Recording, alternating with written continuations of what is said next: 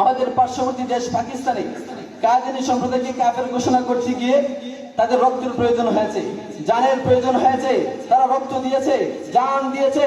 তেমনি ভাবে আমার সোনার বাংলাদেশে তাদেরকে কাফের ঘোষণা করতে হয়। রক্তের প্রয়োজন হতে পারে, জানের প্রয়োজন হতে পারে, রক্ত দিতে প্রস্তুত থাকতে হবে, জান দিতে প্রস্তুত থাকতে হবে।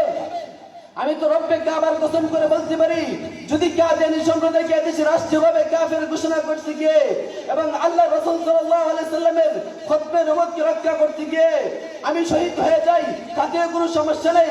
আমার সন্তান এতিম হয়ে যায়, তাতেও কোনো সমস্যা নেই। আমার স্ত্রী বিধবা হয়ে যায়, তাতেও কোনো সমস্যা নেই। আমার মায়ের বুক খালি হয়ে যায়, তাতেও কোনো সমস্যা নেই। আমার বাবার চোখ থেকে অশ্রু ধরে, তাতেও কোনো সমস্যা নেই। তবু কোনো কুলাঙ্গার, কোনো বাটপার আল্লাহ নবীর খতমে নবুয়তকে ছিনিমিনি খেলবে, এটা কোনো উম্মত বরদাস্ত করতে পারে না।